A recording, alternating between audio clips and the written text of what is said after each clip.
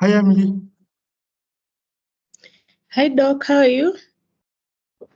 Good, and you? I'm okay. Karibu. Asante. Mheshimiwa amefika mabado. The guest of honor Bado, is doing the presentation. she's yet to join. Mm-hmm. Oh, I may join. There she is.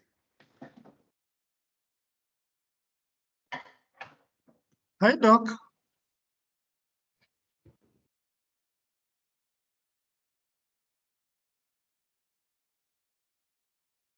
Hi, Fanis.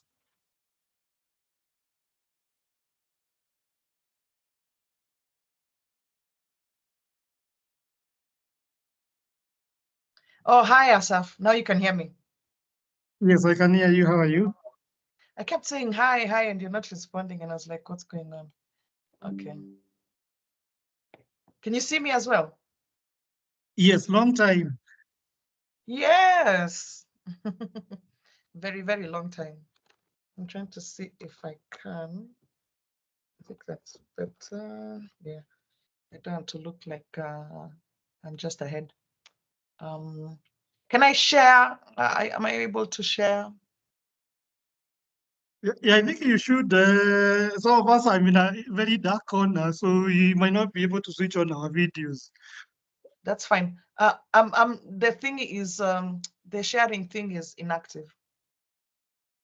Emily, able to Okay. guide Doc? Let me sort you out in a minute. Okay.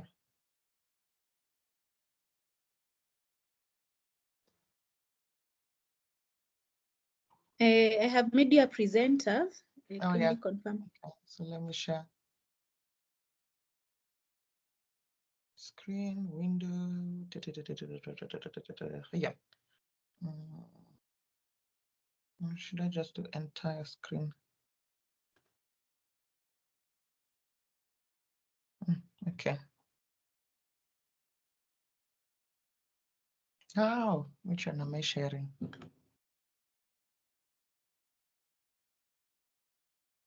Okay. Am I sharing the slides? Let me see. Will I be able to see what I'm sharing? What are you guys able to see? Serious illness. Okay. So are you seeing the presenter one, or are you seeing the presenter mode, or are you seeing the like the serious guide alone? You know what I mean? From my, I didn't understand, but from my screen I can. So I have. So yes, it's on presentation mode. It's on presentation mode. So what you're seeing is the three parts. Yes. Okay. So I need to switch it to the other one. No. I think this is the right one. This is the right one. I know what Doc you mean, like where you're able to see like the next small slide and such. Yes. That's no, what I'm no. I think that is only visible from your end. Okay, good. Yeah. And then if I move it, you can see. Yes, you can see the outline. So good. Hey, Asaf, how are you? Very well, long time. Yes, it is. Yes. When are you coming into our space? Some of us are businessmen, farmers, and many other things. So, welcome to Palliative Care. How did you end up in palliative care? Interesting story, but I think it mostly was more driven by patients when I was a medical officer in Embu. I used to meet patients with a lot of end-stage cancer disease, and we didn't know how to manage them. So that's how I ended up in this space. Did you train in palliative care? Partly, yes, but not to the specialist level yet. Oh, okay. Do you want to do that, Ama? They're saying now I'm getting old. I should be doing other things. I can imagine. Yeah. Okay. But I've seen you're quite covered aspects of pediatric palliative care, which is very encouraging, especially that very few providers are in this space. Yeah, I think so. And in fact, by the way, I think even in my fellowship, I think I only met one neonatologist who's done perinatal palliative or neonatal palliative care. And the way she did it, it was, I'd gone for a conference in the US, and she was presenting, and she said, like she had to, I think either there's only one place that does it, or she had to change things, because most of what is there is like pediatric palliative care or adult. Most of the times it's adult, yeah? Or it's Yes, most actually the time is adult, yeah. Yeah, or most of the time it's just palliative care, and then if you're a pediatrician, then you do it more as a pediatrician, and then if you're an adult physician, then you do more as adult physician. So I remember for her, she said, I can't remember that she did pediatric palliative, and then now she started working in the neonatal space. I can't remember, but in fact, she stopped practicing as a consultant neonatologist. And mostly what she does now is palliative care, neonatal palliative care. Ah, yeah. But it's a very unique. It is. I think it's very. She must be one of the only people out there doing that. True. Yeah, but you see, in US, you can, if you look for a specialist, you'll find. If you look for any type of thing or type of care, if you're very, very interested in something, you can find something. By the way. True. So, yeah. So I guess for her, like when I listen to a lot of podcasts, you find a lot of Americans have found something that is so unique. They do something so unique. It's unbelievable. Yeah. Yes. Yeah, and I think we are also slowly getting there, which is also encouraging. And especially, I think Kenya is leading in most of those subspecialty. I think so. Yeah, we are. What I think what would move the needle in palliative care, anyway, we'll talk about it in the presentation, is just having legislation that supports what we're already doing out here. Yeah, but I think for neonates, it's more traumatizing. I remember there's a time I had a cousin with she had sort of like I think eclampsia. Then the baby ended up being put in the neonatal ICU, and there was a lot of trauma challenges. No one is able to give proper prognosis, and no one even really to give that, even engage the family in that conversation. For me, I had interacted with most of the adult patients and comfortable discussing end of life issues and such, but I wasn't even able to offer care and support to her. So it's quite tense. It is. Yeah. Emily, you let me know when I can start. Or do you want us to wait for 5 minutes? Because now I don't want to move from where I am, because I don't want to find myself in the wrong place. It's okay, Doc. I'm just in the right place. Huh?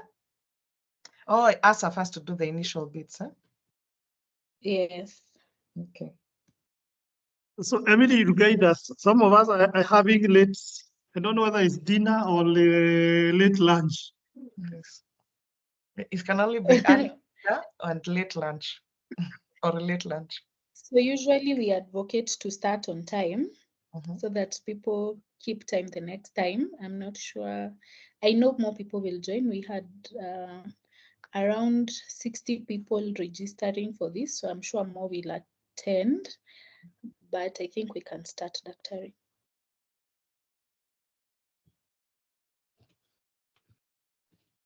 All right, Amy, you want us to start? Yes, kindly. All right. Good evening, everyone. Welcome to this webinar. We'll be looking at perinatal palliative care, which is a very interesting field and space because we have many neonates and even who need this support.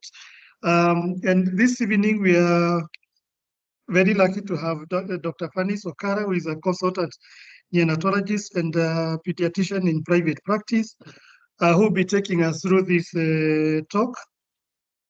She completed her undergraduate in 2008. Interesting, we were classmates and proceeded to do her postgraduate pediatric training at the University of Nairobi, graduated in 2015. In 2017, she started her neonatal fellowship journey where she joined Imperial College Healthcare, and in 2018 joined Birth Health. I worked in NICU in London and also worked in neonatal transfer services. In 2020, she joined the University of British Columbia to continue her neonatal training. She had the opportunity to work in different scenarios and engaged with different families and communities throughout her career. She has special interest in neonatal transport and perinatal palliative care, and she's going to give us more insight about perinatal palliative care, how we're able to support these patients and even the family members. As you are aware, as a country, we still have a big gap in terms of access to pediatric palliative care. Some studies show that we are only reaching out to about less 5% of the population in need, and especially for the neonatal and the perinatal, it's actually even the data is limited. So I'm sure this conversation will be able to give us more insight, and we'll be able to see how best we able to improve access, not just to the adults and the pediatric, but also to this special group that most of the time is ignored. So Dr. Fanis, the floor is yours. Welcome. Thank you very much, Asaf. Yeah, Asaf and I were in class or classmates not a long time ago, but some time ago. Thank you for the invitation. I think the topic I had been given was neonatal palliative care. I decided to change it to perinatal because we as neonatologists, we deal with the neonatal aspect of it, but as well, obstetricians call us even before, sometimes before the baby is born. So I thought it would be prudent for us to talk about what our role and our aspect before, and then during the birth, after, in the postnatal life, basically. So the aim of this talk is to essentially just spark a conversation, think about what we do, maybe slightly change our practice, and I think try and move the needle, which was the move the needle in terms of trying to set up something to help families out there that are struggling with perinatal loss. Okay. So the outline, I'll just introduce the topic a little bit, just look at the little bit of data and epidemiology that we have, the ethics around perinatal palliative care, the challenges we face in Kenya and around the world. And then we'll define the stages of care in palliative care, and then categorize the different diseases, the 4 categorizations of palliative care, and then look at the different components of perinatal palliative care. And the purpose of that is to see how to set up perinatal palliative care. And then we'll look at the way forward and recommendations for our country. So perinatal palliative care is actually defined as a holistic approach in terms of supporting end-of-life care, both to the in the perinatal period. So this is both to the newborn and their families, or the fetus and their families. So obstetrics, I think, would define perinatal period as the 20 completed gestational weeks, and that period ends at 28 days after birth, or after life, after birth actually. And I think from our perspective, it continues, sometimes it continues beyond, in terms of perinatal palliative care, it continues beyond the 28 days. So for example, you can have a child who's been born, a diagnosis has been made, and they're still in the NICU 90 days in. So we're not going to transfer care to the pediatric, or rather the pediatric ICU team or critical care team. We'll probably continue with them. And then if it's end of life, we will be the team that would handle that as well. So baby who's still in the NICU. It also provides care to the family during the pregnancy, childbirth, and the newborn period. And there's usually an agreement between the families and the different multidisciplinary teams on the approach of care. In neonatal care or neonatology, we believe care should be family-centered. So everything we do is family-centered. The family is in the middle of everything, making decisions, taking care of the baby, and we support them in all that they do. So perinatal care is also family-centered. You can't just take care of the newborn or the fetus and then leave out the family. And the family sometimes in this case can actually also comprise of the siblings, the grandparents, so you also have to think about all those issues. So the care should be, it's physical, it's emotional, there's social care as well.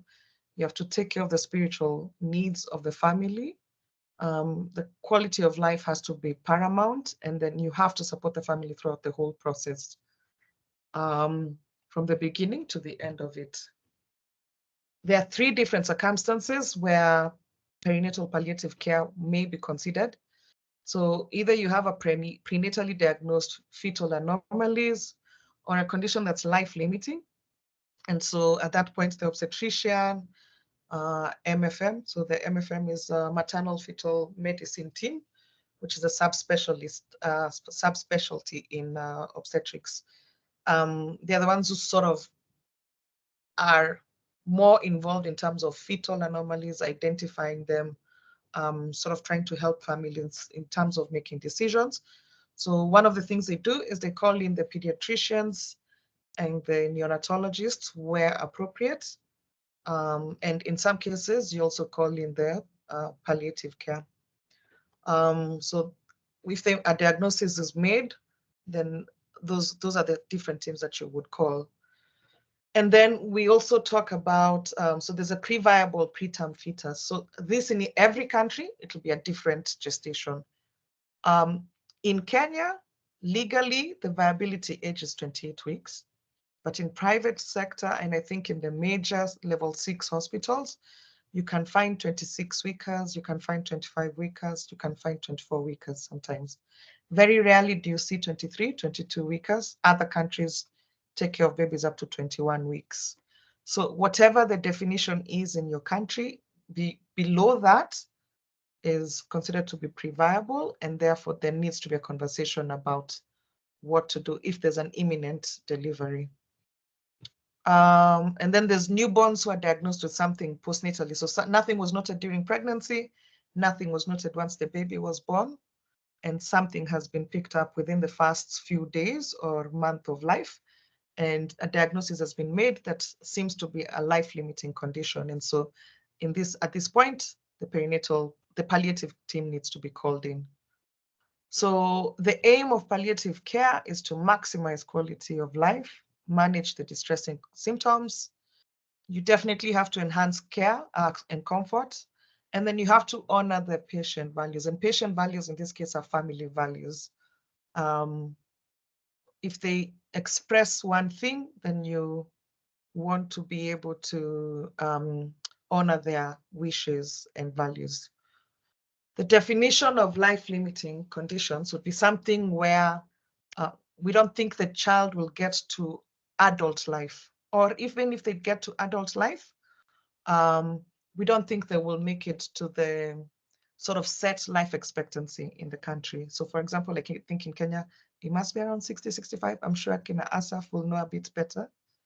So if we feel like this patient will naturally not get to that point, based on something that has been noted within the early prenatal or neonatal life, then that would be defined as a life-limiting condition. And there are different aspects of that. And sometimes it's also, so lethal fetal conditions or conditions where there's very little aspect or prospect of survival. And if there will be survival, then the child's life will be very uncomfortable and with severe morbidity. And in other situations, it's a condition where there's really no cure at all. There could be treatment available to try and make the condition at least more bearable, but there is no cure at all. So if we look at the demographics in Kenya, so I think there's roughly, I got this from Brian Malgo, I think there's roughly about 50 million people in Kenya. Every year we have about 1.6 million babies born.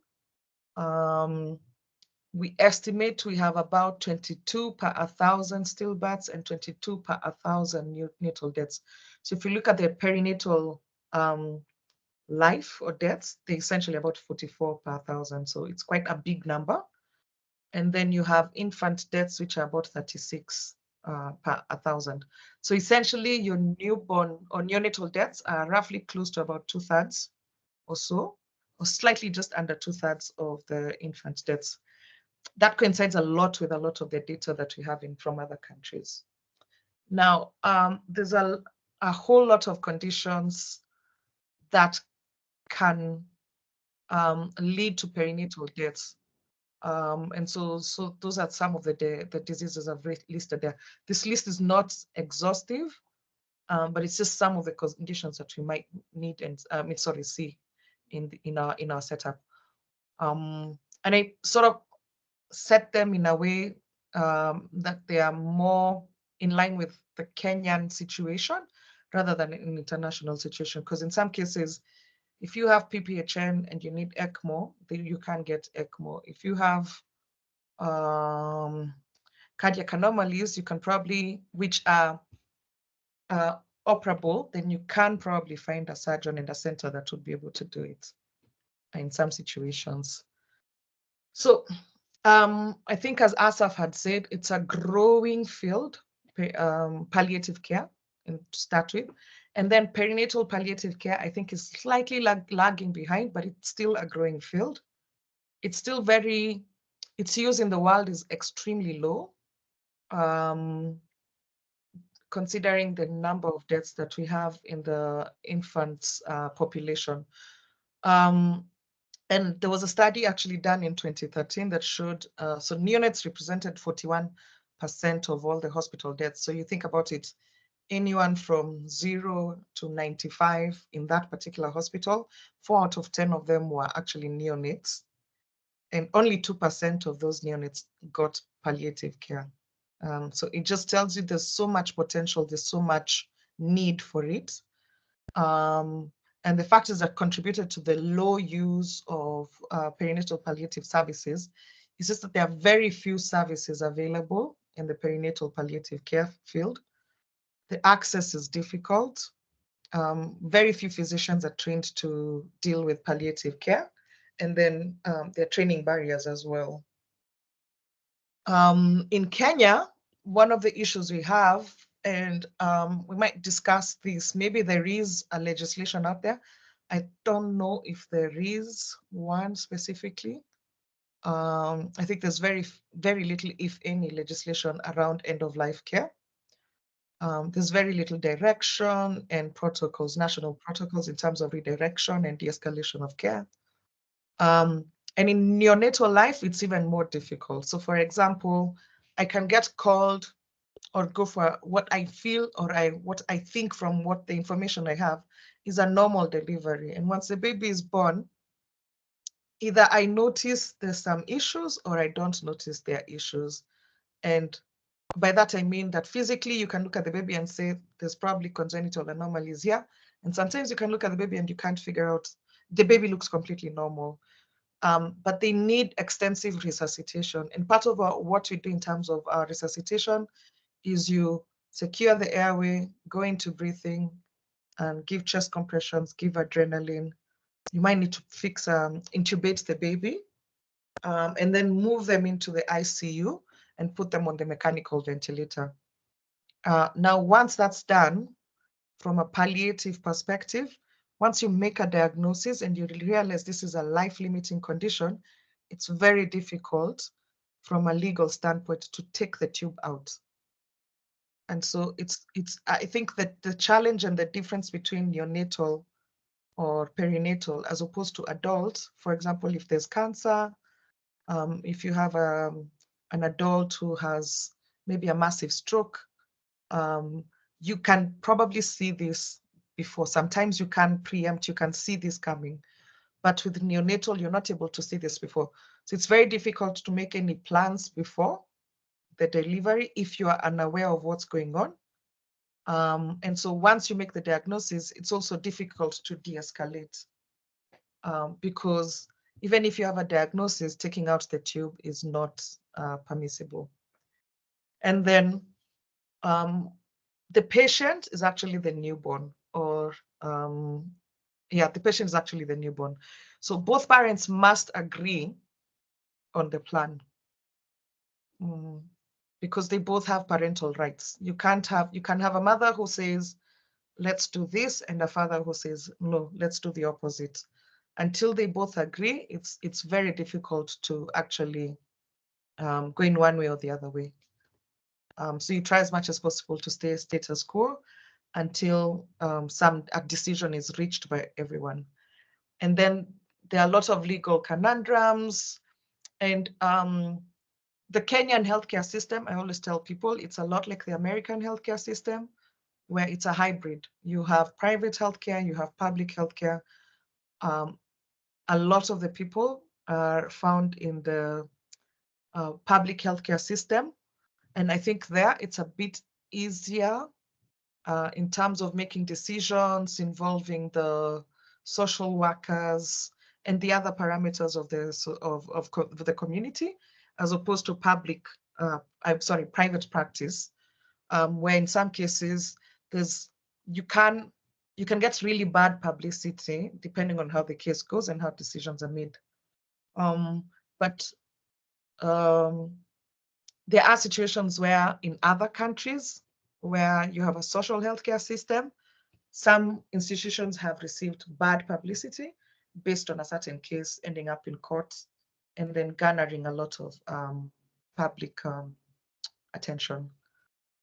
The other thing is we have about, I think 50 or so different sort of tribes, cultures. We have different races in Kenya. We have different communities. We have people from different countries. Their way of dealing with death is different from my way of dealing with it. So it makes it very difficult to set up something that's unique and universal to all these individuals. You have to take all these things into considerations. And then, as I said before, it's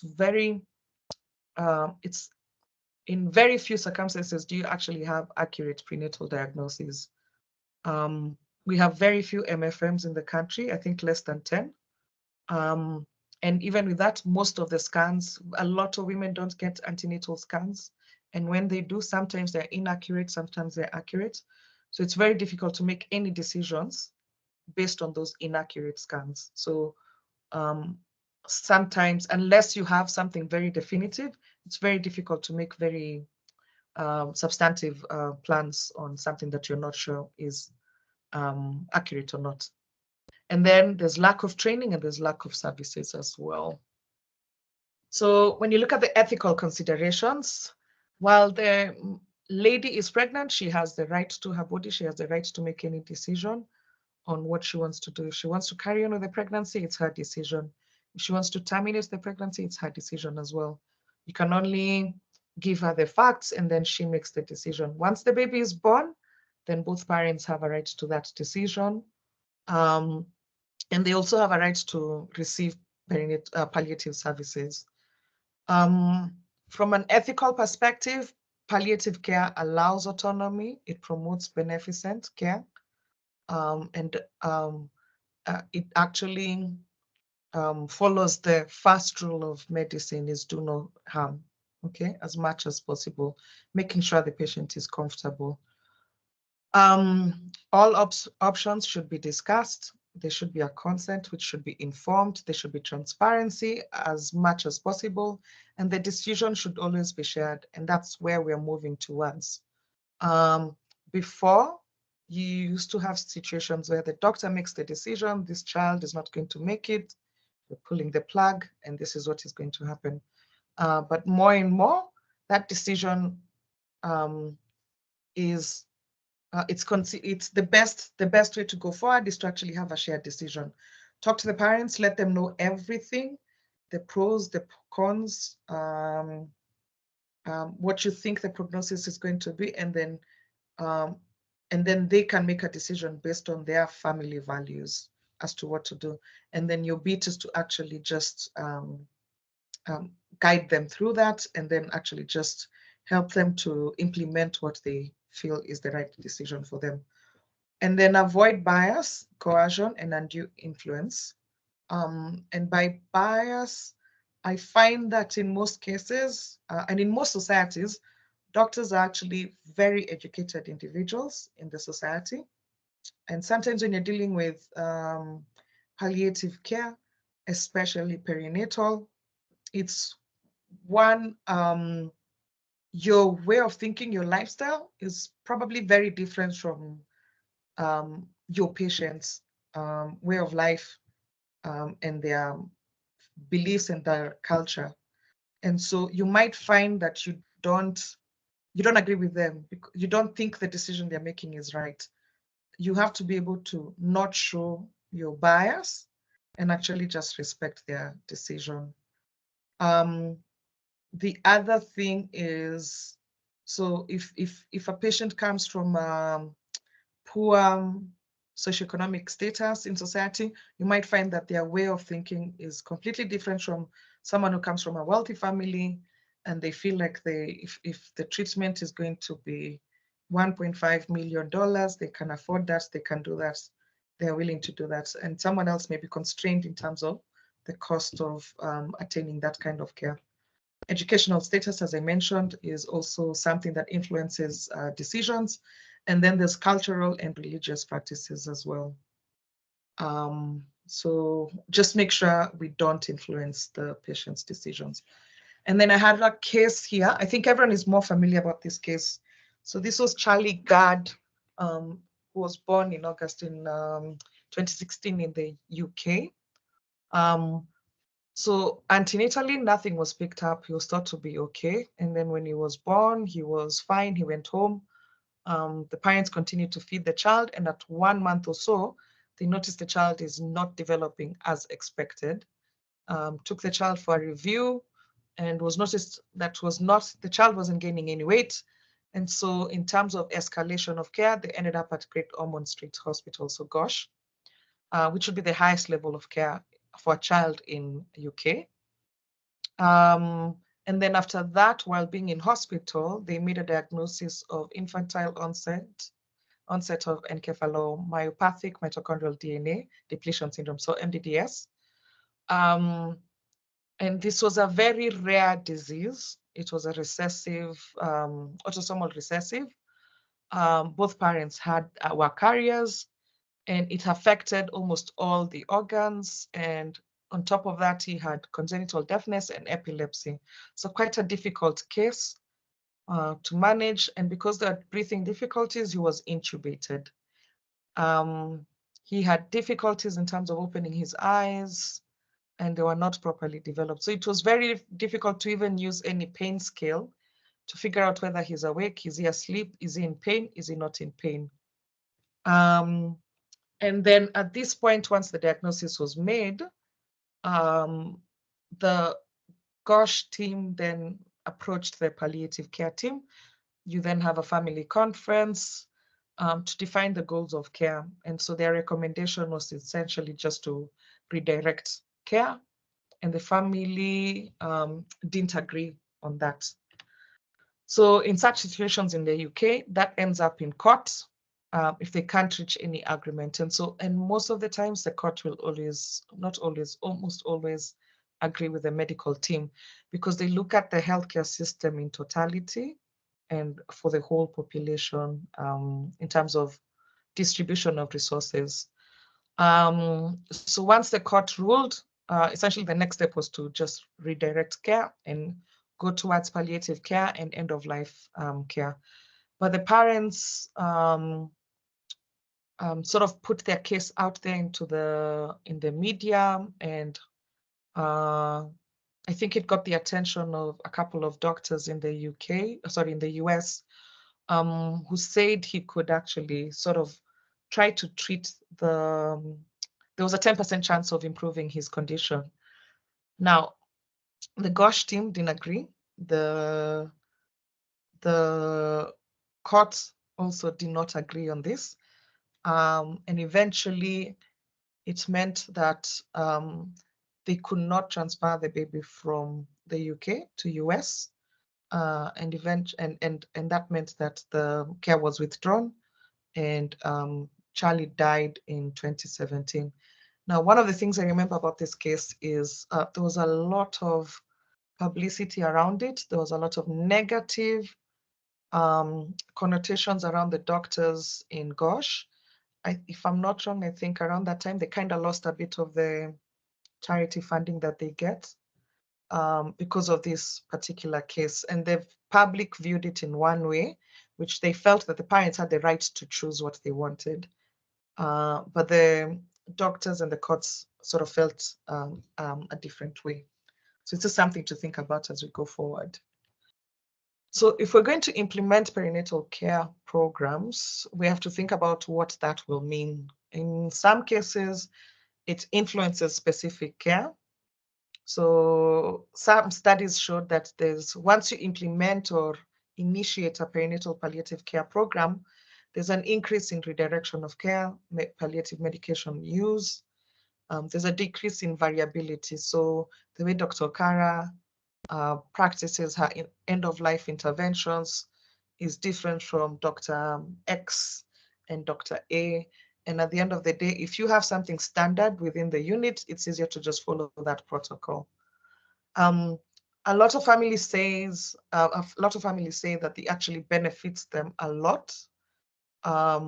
They feel like their children are treated with respect, and there was a lot of comfort, and they actually get some sort of satisfaction towards the end, whether it's during the diagnosis or even at the end, if they're supported throughout the whole process. So during, say, a difficult case, you have to define the goals of care. And in perinatal palliative care, that means giving the best practice according to the needs of the baby or the fetus or the parents.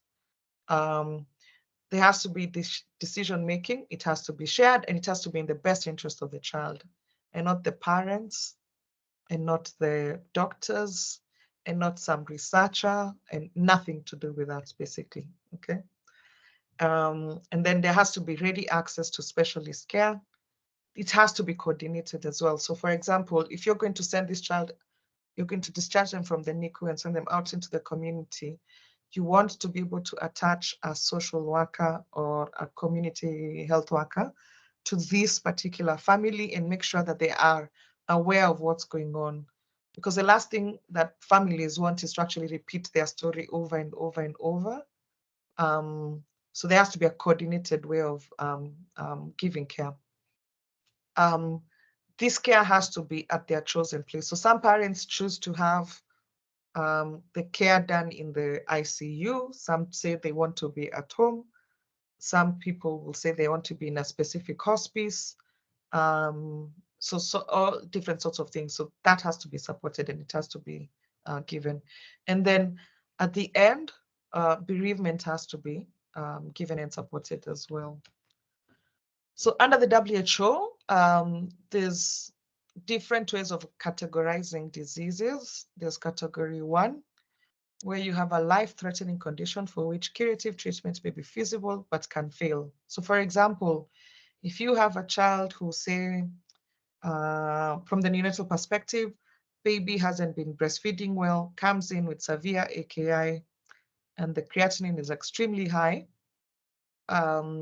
So there are different ways of managing that. You'll call the nephrologist, you'll call the pediatrician, you'll try to manage and bring down the AKI, or rather the creatinine and the urea, this can either work or it can fail. So if it fails, then the baby will pass away. If it works, then the baby survives and continues on. Same as congenital heart diseases. So there's some way you can actually correct the issue, or then some where you can try to correct it and then you end up with a child on bypass afterwards, or they can actually do much better and actually improve. So that's category 1. Category 2 is where the premature death is inevitable. So this would be like in chromosomal abnormalities. I put sickle cell in, I think, because that's more in line with what we have in our community. Very few cases make it beyond a certain age, especially in our country. And I think even worldwide, those certain points where most patients used to be told that they would not be able to reach 40 or 50. I think with improving treatments, they are able to get to that age now, but it's still one of those where there's a possibility of premature death. There's also category 3, where there's progressive conditions without curative treatment, okay? So you have a genetic disorder, there's no curative treatment at all, and the condition is just progressive. So whatever you see now will just get worse next year, or will get worse next month, and that will continue until the child dies. And then there's category 4, where there's irreversible but non-progressive conditions causing severe disability, leading to susceptibility to health complications. And for me, I put there as an example, cerebral palsy. So they're in the same condition, or rather same state. Their condition is not progressing, but they'll be disabled for the rest of their lives. And so certain situations, they can either have an aspiration, they can have increased secretions. So they can have situations where they can get worse and then lead to premature death, or they can remain in the same state for the rest of their lives. So the other thing to define is the phases of illness in palliative care or advanced illness. So you start off with a stable condition. So this is a situation where the condition of the child has not changed for a period of time. The child is controlled. The symptoms are controlled. The quality of life is status quo in a way. And the family is sort of used to this situation. They have small little issues here and there that they can sort out, but no major big issues. From that state, then you can go on to an unstable state. So for example, you can have a child who has cerebral palsy, and one time they have an aspiration, and that puts them in an unstable situation. So in that situation, they need to be admitted into the hospital and actually have that aspiration taken care of. Now, this is unstable because they can either progress to deterioration, or they can get better and go back to their stable state. If it progresses, then they go into deterioration. And so essentially things are getting worse. And if that continues, then the child will die within days. And that's where the state where they're in dying, the dying phase. And then afterwards, once the child dies, then there's the bereavement phase of illness. Okay, and the case is closed if it was a palliative care case.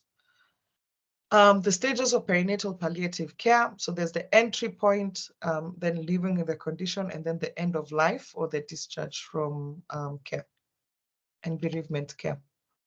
So the entry point, essentially that can be perinatal or during the neonatal period or at birth. So you have a diagnosis that's been made, a prognosis has been made. You have spoken to the doctors as a family. They've essentially said that the child has little or no chance of survival. And so that's the point where you actually get admitted into the palliative care services. So once the diagnosis is made, the palliative team is introduced to the family, and they take part in terms of the decisions and support that the family needs. So from an antenatal perspective, you then have to decide what's going to be done, what are the next few steps, and those Those are decided by the family and you together. Do we continue with care? Is there termination of pregnancy? What happens if the baby is born? What's going to be the immediate care and the long-term care after that? And if the child survives, and if the child is born and survives beyond that period, then you have to think about what's going to happen in the community, and the palliative care continues with the baby. Okay. Then we continue on to the living with a condition stage, which is stage 2. At this point, so you have subspecialties involved. So if this is a neurological problem, you have a neurologist involved. If there's a cardiac issue, it's a cardiologist who's involved together with palliative team. In some countries, you have a community pediatrician or a complex care pediatrician who's also involved in the care of the child. And then there's a written plan about clinical care, their beliefs, their support, what should happen in the community.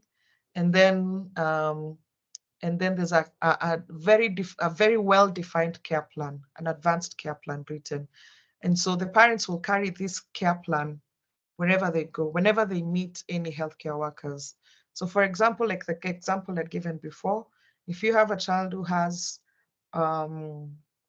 cerebral palsy and they get, what do you call it, aspiration, once they go into the A&E, there has to be a way for, the parents hand over the care plan to the care team, so that if the parents had chosen a DNR, then it's very clear to the team about what to do based on what they see.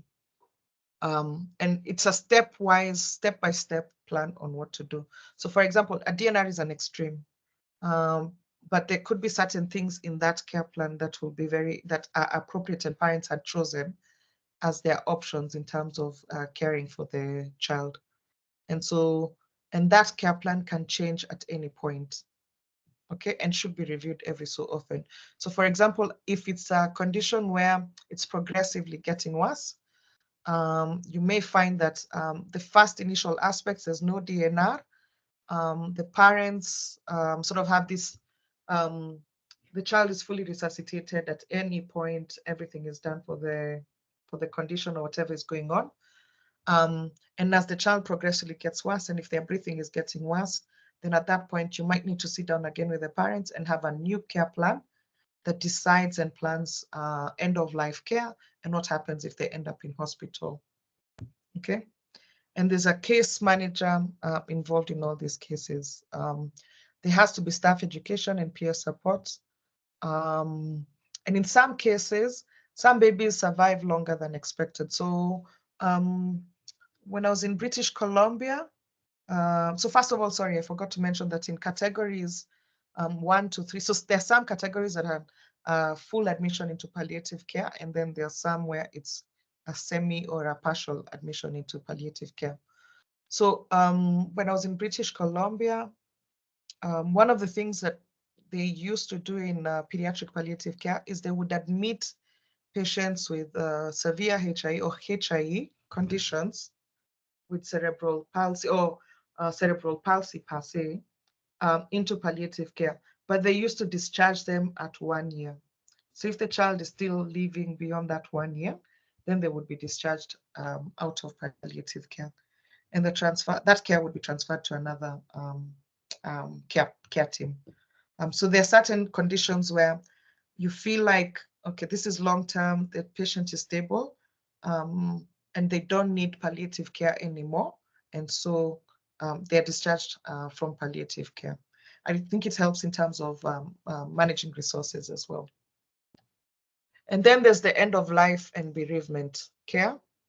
And this is the time where the family needs a lot of support. So part of what they have to decide is where do they want the care to be given, who do they want there, who needs to be involved, what symptoms should they be aware of, and how do you alleviate this distress and symptoms, and then what do they expect, and then you look at the practicalities as well. So for example, if these parents are in a hospice with one of their children, if they have 2 or 3 other kids who are in school, who's going to pick up the kids when the parents are in hospice? So things like that need to be thought about from a community perspective in terms of supporting the family. Okay, so let's think about what we would do if we were going to set up a perinatal palliative care program.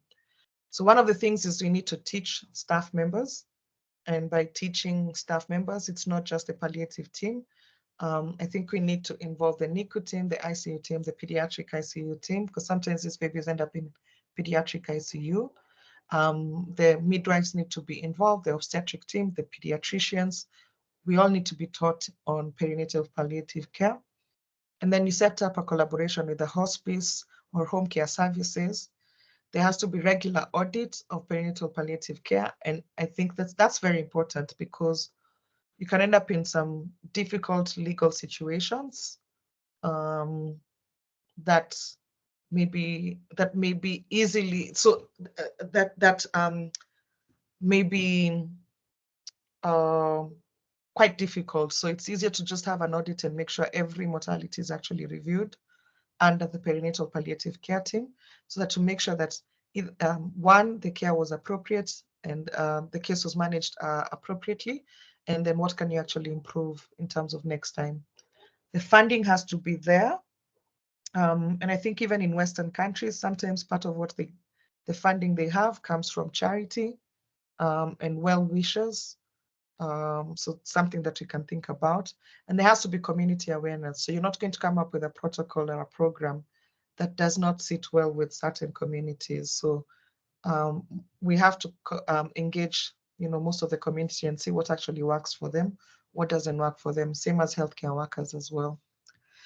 So there are different aspects of perinatal palliative care. So the components, one of the issues to look at is the child-directed care. So there's the care before the child dies, the care after the child has died, and then as much as possible, if it's possible, to get a postmortem, which helps in the resolution of care and how the parents feel and how they'll deal with the death in the family. So the child-directed care essentially includes comfort, pain and symptom management, nutritional aspects, and the provision of it, which can be controversial sometimes. In certain cases, I'm not going to give examples of what happens in other areas. And then other care. So, for example, like if you're in the NICU, we know that usually in the NICU, we don't dress babies. We have them, in diapers, covered with a cloth. But these are situations to think about. Do the parents want to dress the child? Is there something, their favorite dress that they had picked up that they want the child to be dressed in, a favorite hat or a band? Do they want to bathe the baby? And then is there a need for monitoring vitals? If you think this is sort of like an end of life situation, do you need to be monitoring vitals? Because it's just going to be alarming all through. And it makes the parents uncomfortable. It doesn't help them in terms of bonding if they need to do skin to skin and things like that. And then there's the care of the child after the death. What do the parents want to do? Memory making and things like that. And then postmortem, which parents have to consent to. So if they do want a postmortem, prompt them before, and then especially if there was no diagnosis before the child dies, you can prompt them before. They can probably get answers from it, and it also guides care as well. And then there's a family directed aspect of it. So there's a mother who probably maybe was breastfeeding or was not breastfeeding, was producing milk. It's quite uncomfortable for them to continue to be expressing milk even after the child has died. There's also the family-centered care. There are religious and cultural practices that they may want to practice around the time of death. You have to promote bonding. So if the parents, and this is where visitation policies change a little bit. So if they say, in a lot of ICUs, we don't allow anyone else other than the mother and the father and the siblings in some cases. So this is one situation where you may allow grandparents to come in, you may allow siblings of the parents, you may allow siblings if you have not allowed them into the room. If they want a priest to come in, that's something that they should be allowed to do. If there's a private room, that they can be in. That's something they can also do. And then you also support them in the practical things. So have they registered the birth? Do they know where to go after the child dies? And then in terms of funeral, do they have the funds to actually conduct a funeral for their baby? If not, then you can help them in terms of trying to set up something for the funding of the funeral through the community. And then bereavement support.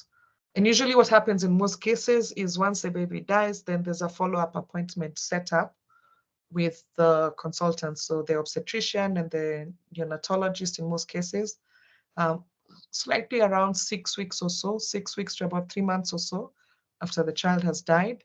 And there are certain aspects of care that we explore and sort of delve into as well. And there's also meetings with psychosocial workers, maybe midwives in the community, and things like that as well, and religious support. For healthcare providers, I think this is very important. There has to be psychosocial support. These are very difficult situations, dealing with death. And sometimes, in some cases, you find the doctor, so they say the junior doctor who's been assigned to take care of this family is also going through bereavement herself or himself. So these are sort of issues to look at when you're assigning care, same as nurses. So don't ask a nurse who just had a miscarriage to take care of a baby who's actually at the end of life situation. It's quite difficult, and it's triggering. So those are some of the things to think about. And then as senior colleagues, we have to be able to try and answer some of the questions that our juniors ask us. May not have any answers to their questions, but at least allow it. It helps in terms of their mental status as well. Debriefings are very important. So you have hot debriefs and cold debriefs. Cold debriefs would be sort of like these situations. You talk about what was happening. In some cases, you sit around with a psychologist. Some people share about the life of their patient, what they were like, what the family was like, what they find difficult, what they could have improved, and then review possible conflicts. For example, if the parents were fighting, if that was difficult for them, this is the safe space to talk about such issues as well. And then if you say have sort of come to a decision, the parents want the child's life to be redirected, and that's going to happen, say, on Saturday. So you assign a specific nurse and a specific doctor to that team, or rather to the baby's care team, and it has to be exclusively that family that they take care of. So they can't be taking care of that family and then trying to run around to try and sort of feed another baby on the other side, or try and give inotropes to another child, or go around the unit giving antibiotics. They have to be exclusively available to the family and fixed to them, so that they actually are able to answer their questions. And sometimes parents feel like if they're not exclusively sort of taken care of, they feel neglected in a way, and it's a very difficult situation for them. So the other bit is advanced care plan. And this is essentially if you have a diagnosis made earlier or in advance of sort of like the expected time of death, then you can make plans way in advance in a calm situation before a crisis. And you have different scenarios. You sit down with the family, and you have different scenarios that you discuss. You make a plan, either during the pregnancy or during the life of the child, and then you regularly revise these plans. So this is what we're talking about. You can also make a death plan as to what to do around that time. Part of what you may discuss during pregnancy is if you've made a diagnosis that you think this is going to be a life-limiting condition, and you don't think this fetus will make it to newborn life. So do you need regular further antenatal visits? Do you need further examinations? Do you need further testing? These are some of the things to look at. If they are necessary and painful, then this is something that you could sort of think about terminating. Before this, parents had two decisions: either you terminate the pregnancy or you go to full pregnant, continue to birth and then have full resuscitation, and then you try as much as possible to prolong the child's life. There's an array of plans in between nowadays.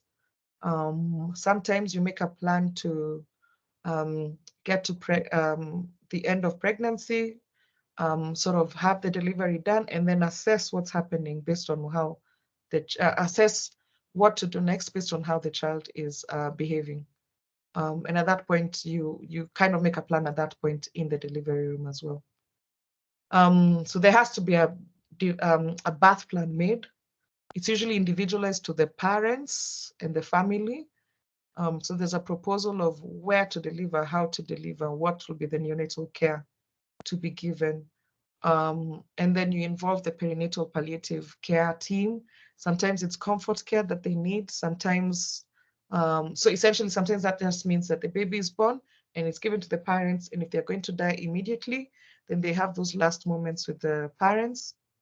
And the palliative team sort of takes care of that. And in some cases, it can mean that you continue on with resuscitation. Then you also have to consider what's going to be the type of delivery that you'll have. Are you having a CS? If there are maternal reasons to have a CS, then you still have to continue the maternal reasons to have a CS. If they're fetal, if you have a definite diagnosis, then you can sort of discuss what to do next. And then the question is, who should be present during the delivery? Sometimes if it's a cardiac lesion, you can decide you'll have the neonatologist present or the pediatrician together with the cardiologist. And then they'll help in terms of making decisions and sort of trying to make a diagnosis as to what to do next. And then in terms of family members, so you have a birthing partner, and then the palliative team as well can be involved.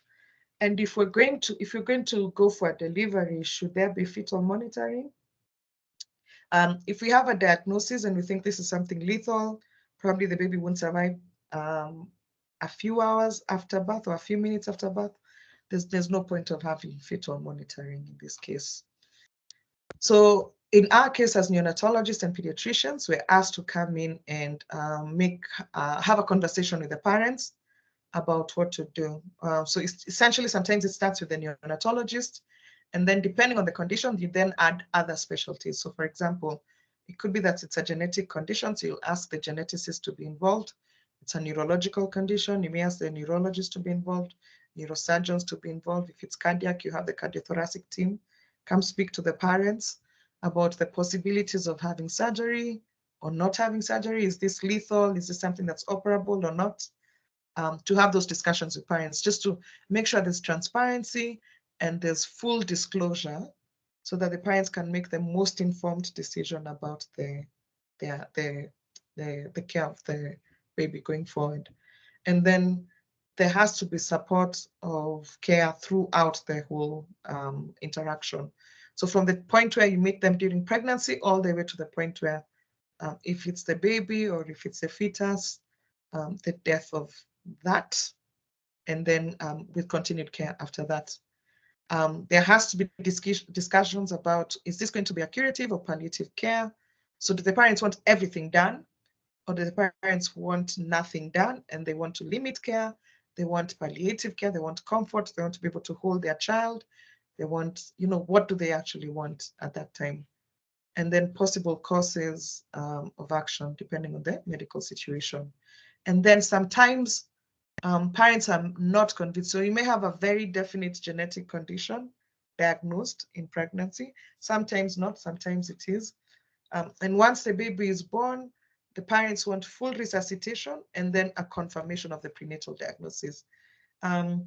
Depending on the kind of healthcare system you're in, some geneticists will refuse to do that because there's already a diagnosis made. And in some cases, they might agree to just do a full whole exome or whole genomic assessment.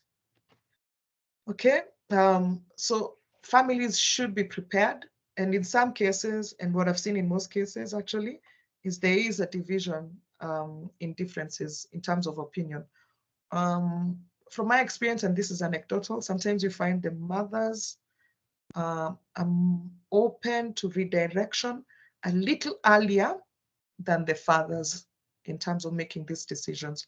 So if you say, for example, we have trisomy 18 or trisomy 13, I don't think this case will make it very far. These babies don't make it beyond, say, 3 months, 6 months, or something like that.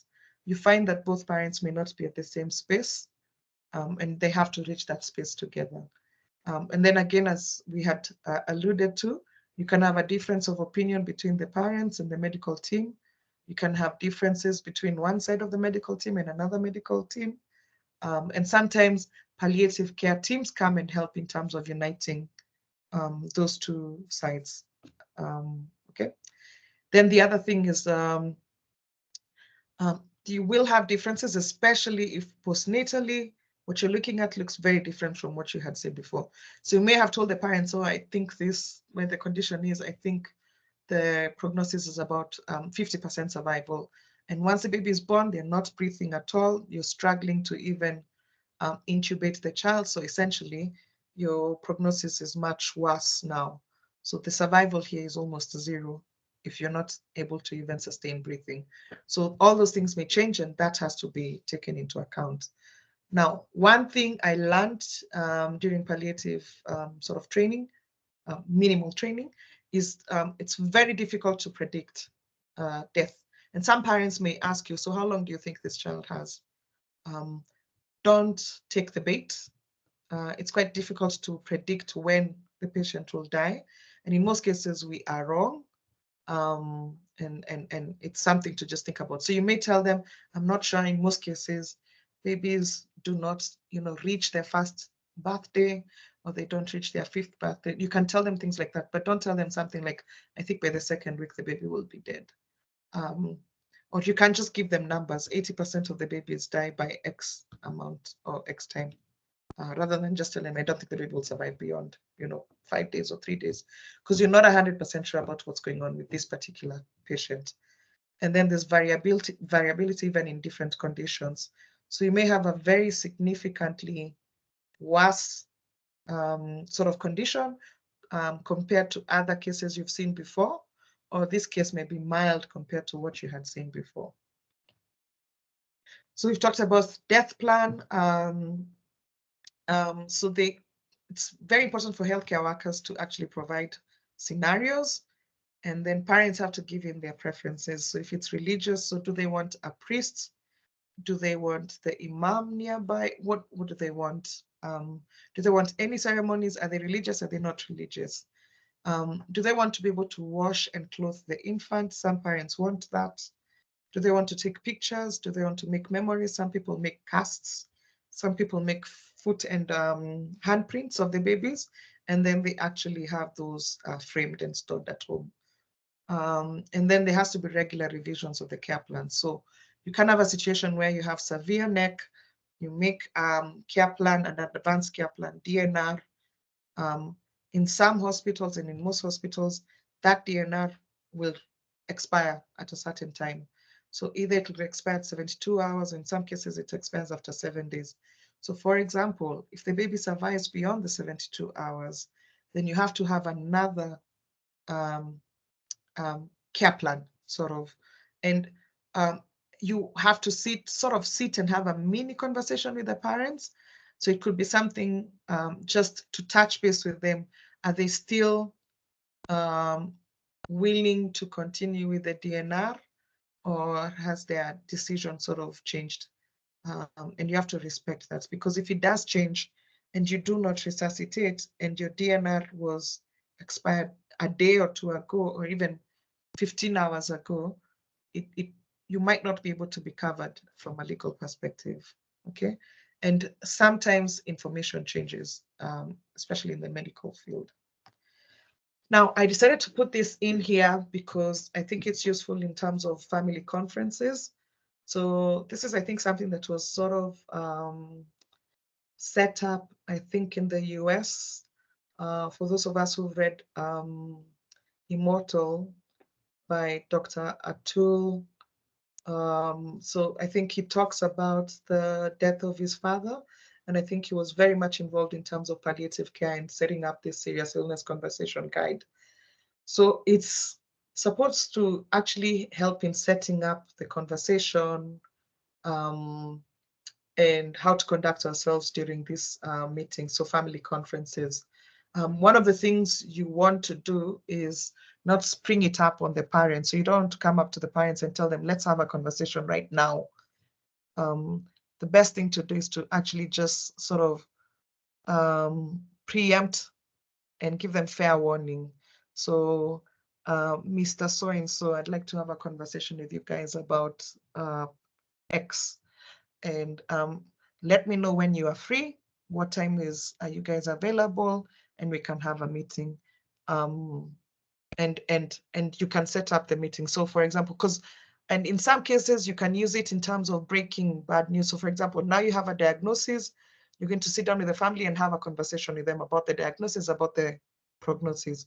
So you might need other specialists involved. For example, if it's a genetic condition, you need the geneticist. If it's something neurological, you need them to come in and probably explain the MRI and what's happening and what the next steps will be. And the parents sort of need to be aware. Now, one of the reasons you need to give them time is you've also had time to think about it as a healthcare worker. So in most cases, we don't look at the genetic test today and talk to the parents in the next 3 minutes. We don't. We sit on it, it marinates, and then we sort of sit down with the parents the next day or in 2 days. So you've had time to digest, go through the literature, figure out what you're going to say to the parents, and then you come down and sit down with the parents and have the conversation with them. And essentially that's, you also kind of want to kind of give them an idea and give them time to think about it as well.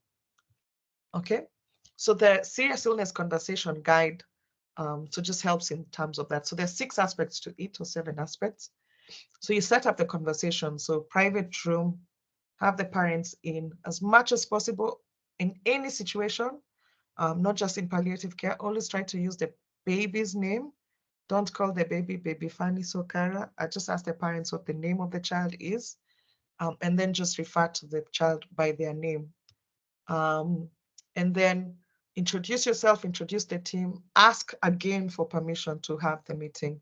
So if they're not ready, just say it's fine, we can have this meeting on another day. If they are ready, you can sit down and have the meeting. And then set up the room in a way that you're not going to interfere with the conversation during the meeting.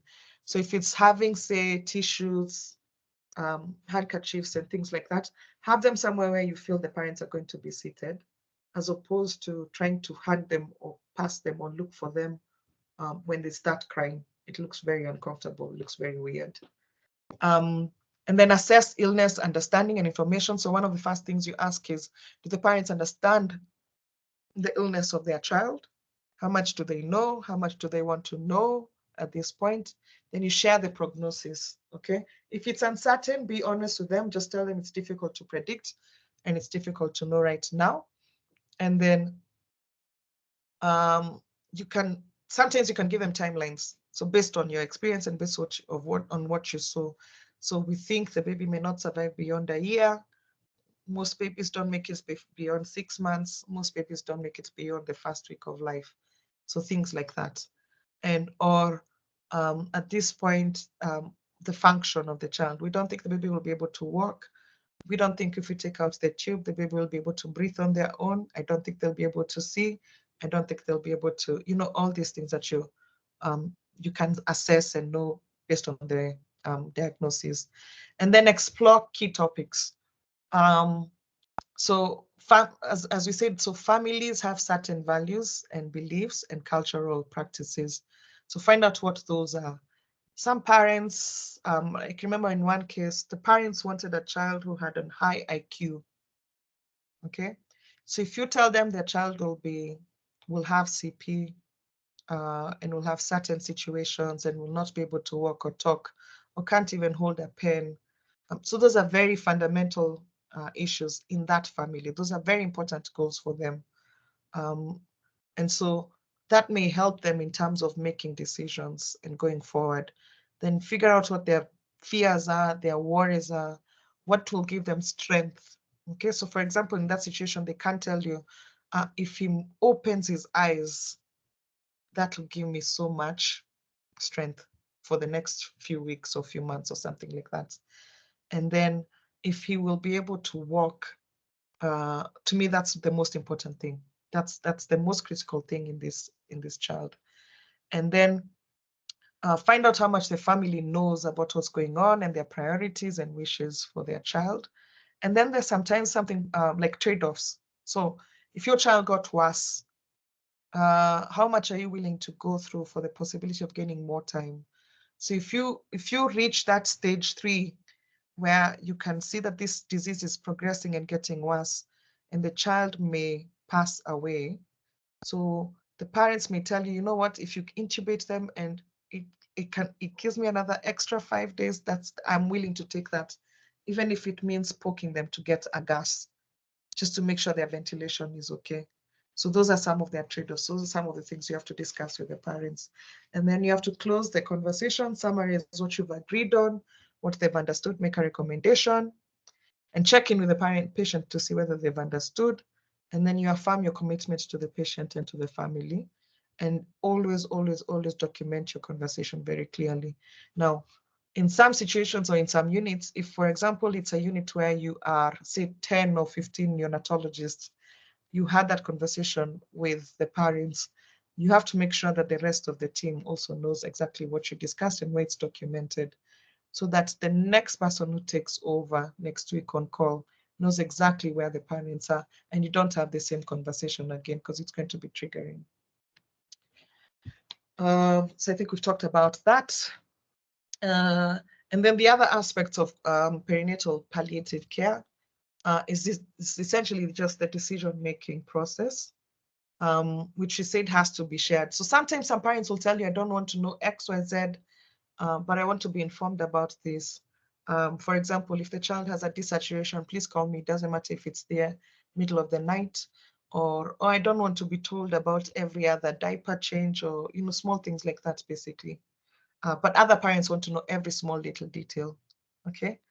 And then if there's conflict, for example, they don't agree with Dr. Okara's recommendation, have room to have a second opinion, a third opinion if needed. And then palliative team can actually come in together with the other specialties to actually help you in terms of making a decision and actually resolving a conflict. And the last result is legal options, which I don't know if we've had those in Kenya, but it happens a lot in social health care systems, a lot more in UK, I think, compared to North American countries, and other European countries as well. So care for externals. So there are other families in the unit, so those guys have to be taken care of. It's very difficult for them because probably the baby may be in the same situation. So it could be like something like a prematurity, and they realize, oh, this baby is a 24-weeker, mine was a 22-weeker. So it makes them more distressed if they have to see and view the same situation. So they might think that they may end up in the same situation. So offer support to those families as well. And then there are aspects of organization of perinatal palliative care that you can look at. There are 10 of them. So there has to be a team. You have to think about who's going to be in the team. There has to be an eligibility criteria to activate the palliative team. And then you have to have circumstances and areas where to provide palliative care. And then there has to be a step-by-step plan or protocol and documentation and communication with the rest of the team. Then the staff has to be taught in terms of training, as we talked about. There has to be morbidity and mortality meetings, as we say. Those audits are very important. And then collaboration with the community and home care services and hospices. And then funding of the program. And then there has to be community awareness as well. Now we get to the end. So if we're looking at setting up perinatal palliative care in Kenya, there has to be legislation around it. We've discussed how difficult it is in Kenya. So I think that would be the most prudent and most important aspect. Then we set up hospices, home care services, train pediatricians and other healthcare workers, and then develop national protocols and guidelines in terms of care. And then there has to be data. So as I've said, there's very little, almost non-existent data on neonatal palliative care in Kenya. And then there has to be feasibility. I think initially you may want to look at feasibility studies. This is something that can be implemented in Kenya.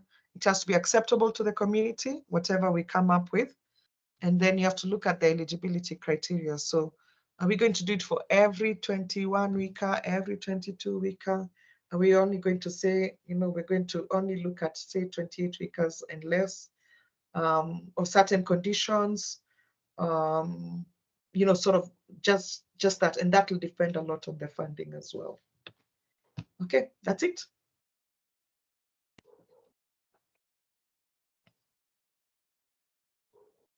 Thank you so much, Dr. Fanis, for the wonderful presentation and just reminding us about the perinatal and neonatal age group, which is mostly forgotten even when we are talking about the pediatric palliative care services. So I would want to open this forum for question answers, sort of. If you have a question, feel free to raise your hand and Emily will let you raise your question, or you could also type it on the Q&A section and we'll be able to address it. As we wait for that, I want also just maybe request Kehpca as we continue this conversation you're having with the Ministry of Health in terms of developing palliative care guidelines and the strategy. I think it's a high time we also look at how to include perinatal and neonatal aspects in the guidelines and the strategy. We probably even consider co-opting Dr. Fanis if she agrees and if she's available to be part of the TWG. Because I think there are key areas she has mentioned that we have not really factored in the current draft. And I thank you, Doc, for mentioning other aspects which I found very helpful. One was the aspect even letting the parents have some sort of interaction with the baby and physical interaction, even if the baby is at neonatal ICU, which I think is one of the things which, in my limited experience in this age group, is usually missing. You'll find they are only maybe allowed to step in for a few minutes, few seconds, and out. And I think, especially for a child who we know we are going to lose in the end, I think it's very important to allow them, the parents to have that aspect. And I think one of the things which I was also going through my mind is also sometimes the parents at risk. I've seen, and you could correct me, is that sometimes it's the parents who are quite young in terms of age, or sometimes the parents who in old age and probably they have been trying to conceive and finally they have succeeded, and now they are now having to deal with a neonate or with different circumstances. I don't know what sort of your experience within that special group and how best do we be able to give them necessary support. Sorry, just repeat that question. Sorry. Yes, so one of the group which are found to have slightly higher risk of developing babies with who probably will require perinatal or neonatal palliative care are the parents who sometimes are quite young in terms of age, or they are quite big, the older group, and they have had maybe a series of challenges of trying to conceive. Maybe they had even undergone through some external interventions, and finally they were very happy that they have managed to conceive, and now you're breaking the news that probably the baby is not viable and such. And that special group, especially the young ones, and this group which has also been trying to conceive and now they have to deal with this bad news.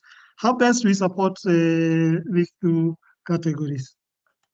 I think it depends with each situation is different. So in some situations, like especially with the young, you can also, it depends on the age. So for example, if this is a minor, then you might need to include their parents as support, okay? Not to make decisions on behalf of the minor. And then with the population of, say, for example, where BOH, where they have a bad obstetric history, so they say a +8 or +9, and now they've reached 22, 23 weeks. And it's looking like this is going to be an inevitable preterm birth. So those are very difficult situations. And in some cases, you just have to honor what they want at that point initially. But you have a very honest and conversation with them. So in our situation, for example, at 22 weeks, the survival rates are X amount. We'll try everything we can. As long as they feel included, I think they are acceptable, or they have it. It's easier for them to accept any situation. But if you tell them, I don't think this baby will survive, I don't think we're going to do anything. And for example, say the baby is born, you put them on the ventilator, they go home, or you put them on CPAP, and then in the middle of the night, you call them and tell them the baby has died. So they will feel either something untoward happened, or something, was done, or in certain situations, they will feel like they were not included. Why weren't we called? All those things. So it's better to have these conversations before. And that's where now obstetricians can come in. Talk to the parents early enough, have this conversation with them, tell them what the outcomes are going to be. I think as neonatologists, and especially as well as pediatricians, sometimes you find we are being called literally at the time of delivery to come and receive the baby, and the outcomes are going to be poor. You have no time to actually have those conversations with the parents. And in some situations, the obstetrician has known about it for 2 weeks, 2 months, about what's going to happen or what the diagnosis is. They probably just told the parents, but the parents haven't had a conversation with anyone about what the outcomes will be. It's very difficult to have that conversation over the next, say, 5-10 minutes, and actually get to something tangible. So it becomes very, very difficult, and distressful for the pediatricians, for the healthcare workers, for the nurses, as well as the parents as well. But if we engage them early enough, I think it is helpful. I think actually those situations, I think when I was in BC, those parents were involved in perinatal care, if I'm not wrong, especially where the baby's condition was critical. But I think if the baby was doing well, say a 24-weeker doing well on CPAP, growing, no major morbidity, they would not be sort of included into the group of palliative care. But what they do get a lot is psychosocial support. So a lot of NICUs around the world have hired psychologists to come into NICU every so often, either 3 times a week or so. And the reason for that is to just handle their emotional turmoil. Because in NICU, I don't know if it's the same in adult ICUs. You can have good days, you can have bad days. You can have a baby who's gaining weight while growing on CPAP or just on room air, not doing anything. And tomorrow they get neck. The day after that, they're on full ventilation mode. The day after that, they die. So, or they look like they're dying. So there's a lot of emotions that they have to go through. And in some situations, the best thing to do is to just have a psychologist to help them out. And in one situation, actually, I had last year, one of the parents gave us feedback that we helped in terms of taking care of the baby, but we did not actually take care of her emotional needs. So we helped in terms of helping. Actually, the baby survived, but that difficult situation that she was in, she felt unsupported completely. And it's something we had to change in the NICU to try and make sure that we have support. I hope I've answered your question. Yeah, thanks, Doc. You have answered a question, and I can see Ngeni wants to ask a question. Am I able to let Ngeni ask the question? Yes, they are on. They can. Yeah. Can you hear me? Yes. Yeah, we can hear you. Go ahead.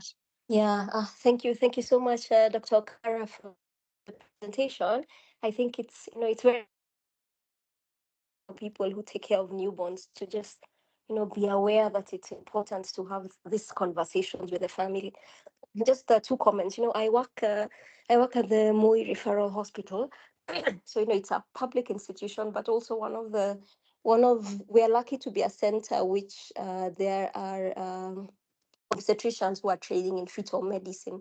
So we'll find, again, to what you said, that sometimes we find that, the obstetrics, the fetal team have been following a pregnancy, which is, unfortunately, the newborn has a poor outcome, and we might not necessarily be aware until the time of delivery. But, one of the things that we've noticed is often a big barrier with offering palliative care to newborns is actually like a moral distress for the health worker, that a baby is born, and we are so conditioned to trying to save lives that even though possibly the parents had already had a long conversation throughout the pregnancy with the obstetrics team, when the baby is born, the inclination for the newborn team is to, you're jumping in to try and resuscitate and to try and prolong this life. And yet the parents had already really gone through a real understanding and an acceptance about their care. So, it's one of the things that I've noticed, and one of the things we keep having conversations with our team and with the maternal team, that if the parents have accepted that, this is going to be a life-limiting condition, part of the care for the newborn is really around comfort, making sure the baby is warm, allowing the parents to hold the baby and really just say goodbye if it's an hour or two. Just because we don't fix lines, we don't do chest compressions, we don't do all of these things, it doesn't mean we're not offering care. Palliative care and really care for a newborn in such a circumstance, it's appropriate to really have this few minutes that the child is alive, just making them comfortable and making sure that the parents are also happy with the decision. Also, just a second thing is, one thing we've also seen in our unit is, unfortunately, we do get, it's not right in a lot of developed countries, issues around, say, asphyxia. These are babies who survive, but just because of circumstances and the facilities available in the public facilities, a big portion of mortality is really around things like asphyxia or severe infections. But more and more, I think our unit, we've been fortunate, and I think because our unit has really grown in the last couple of years, but we have a dedicated social worker for our newborn unit. And you find that at the point when we can see it's not necessarily, I don't say a losing battle, but these children are not going to make it. We don't know the time, but we can see the end is not great. One of the things, as a unit we've adopted more and more is we really have in-depth conversation, not just with the mothers, but we actively make sure that the parents are available, and we allow them to come to the newborn ICU. We allow them to just stand there as we talk, as we have conversations about how sick the child is. We allow them to carry the child and hold them even when they're on the ventilator. But our social worker, our counselor has been invaluable. And anytime we have a really sick child, the counselor is always available. They will come anytime during the day, and they sit with the parent and they will talk. And even after, say, the consultant has talked to the parent, then the social worker even gets an additional session to talk to the family. And I think, if more and more newborn units have dedicated social workers, dedicated counselors, just to be able to help parents with just having to deal with such difficult circumstances in the unit is quite helpful. Yeah. Thank you. Yeah, thank you. Those were really great contributions. You summed up a lot of what I've seen as well. I just have to say, every time I hear something from MTRH, it makes me smile. You guys are doing such wonderful work. Continue the good work. I hope I could join you guys, but it's too far. But anyway, that's another conversation. But I think you've talked about some really great points. Someone has asked a question, Esther's asked a question about what counties can do practically what practical steps can county hospitals follow to help them offer quality palliative care during perinatal phases? I think one of the things to do, if I'm not wrong, there are palliative services in every county. And then when you look at the sickest of newborns, they're born, they are supposed to be born or at least being taken care of between level 4 and level 6 of care. Or rather, so in the county system, it would be level 4 and level 5 of healthcare systems, or rather healthcare facilities. I think if there's a link between the perinatal and the hospice services, so the midwives, you can have one midwife attached to, or a link between the perinatal services in the county and the antenatal and perinatal sort of services. I think that would be one way to actually help. They can get the training they need from the palliative services within the county, and then they can offer services. So there are things like maybe a social worker that they may have that may be able to help in such situations.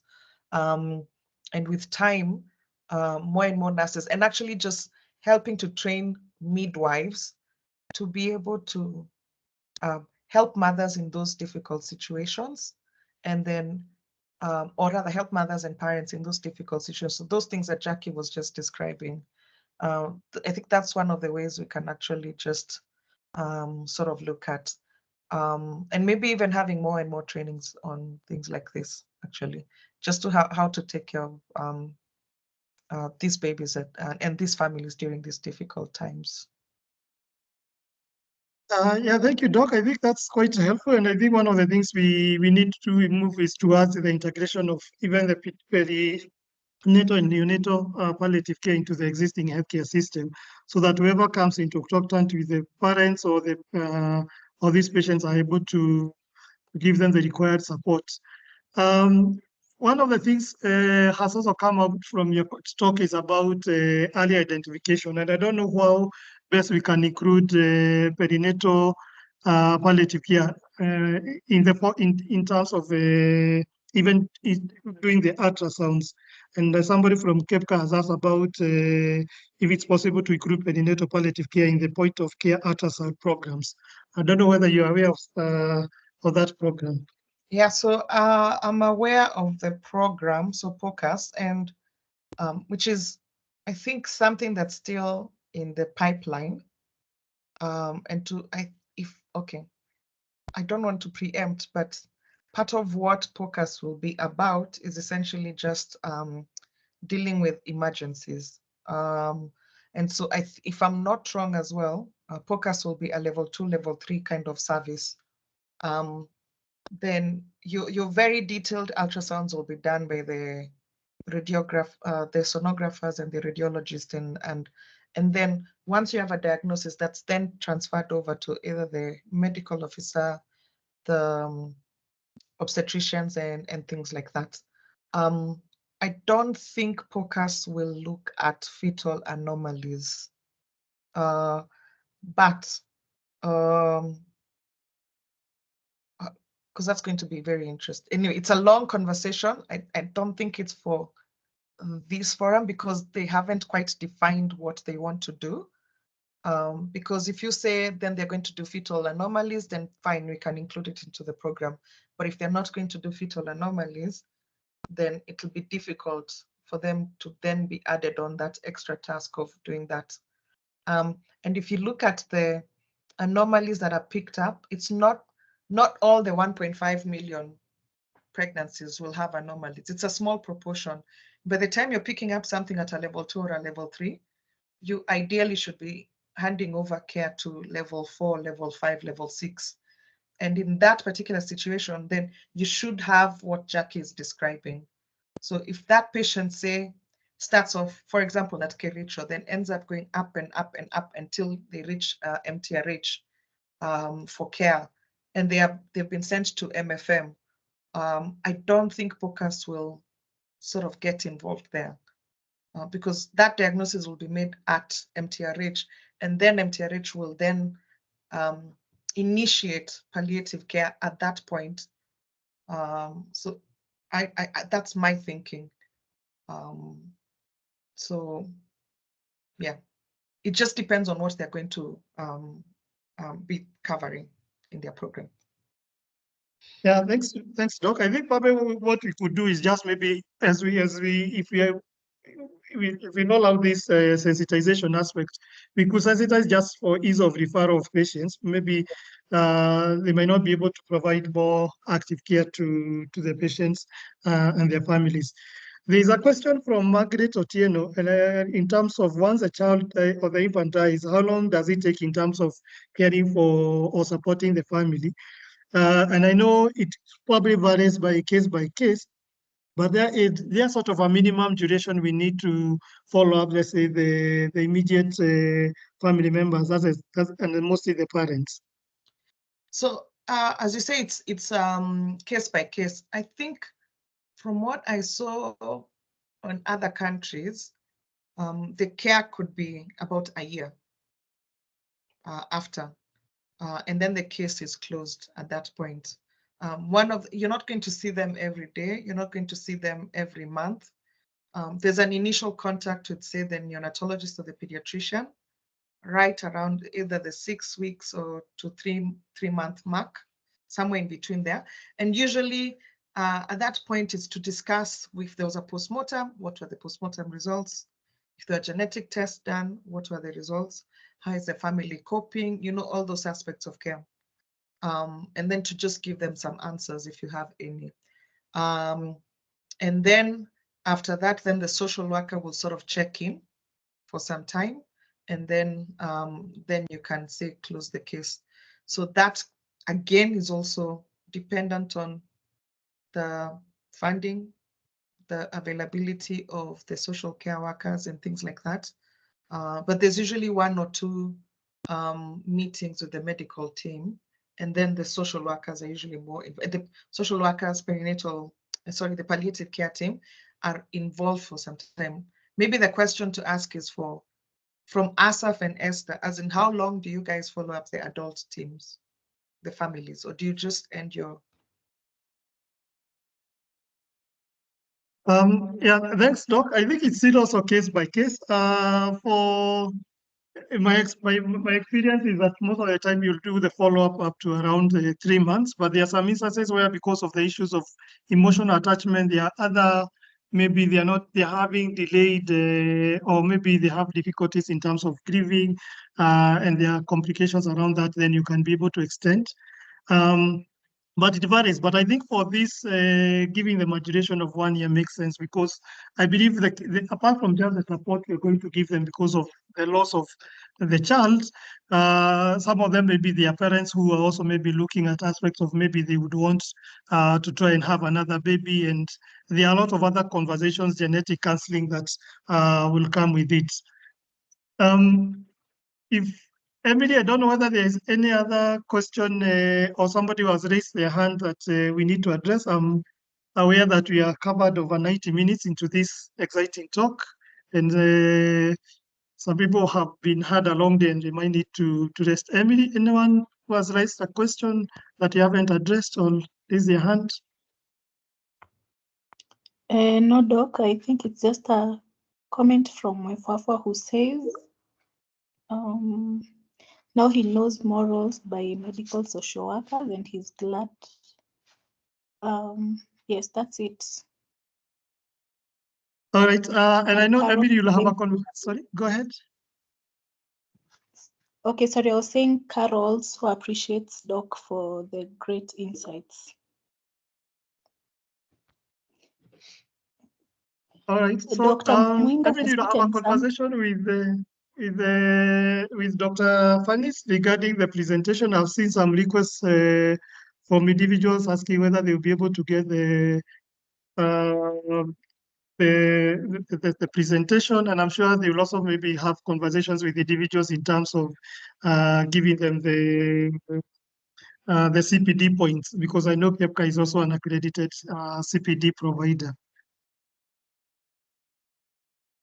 Yes, sure. So we will discuss that with Dr. Fanis. However, this will be uploaded on our YouTube. So in case of any reference, you can always go to our YouTube channel. We will send certificates within the course of next week. And for the doctors, we'll send the CPD points. I would also wish to say that this has been supported by Hospice Care Kenya. So within the course of the week, you will see something because they have supported you to attend this. So this something little for your bundles. Thank you. All right, that comes to the end of the presentation. Dr. Fanis, we really appreciate you for having this, taking us this through. I don't know whether you have any parting shot as we close. No, I think this was great. So just to say that I have not had any formal training in palliative care, but I had an interest in it, and actually making this presentation helped me to look at different aspects of palliative care. I think together with Jackie, I don't know whether she'd be interested, it would be nice to be involved in a TWG that actually makes sure that neonates and mothers and families in the perinatal aspect of or period are not forgotten when national guidelines are actually set out. Thank you. All right, thank you all for attending this session. We started with about 10 individuals. Now we support you above 75. So thank you all for creating time to join this conversation. And I believe as you continue practicing and providing care to patients, you'll not be able to forget the perinatal and the neonatal who are also in need of palliative care services. With that, we have come to the end of the session. Have a good night and God bless you all. Okay. Good night. Bye-bye. All right.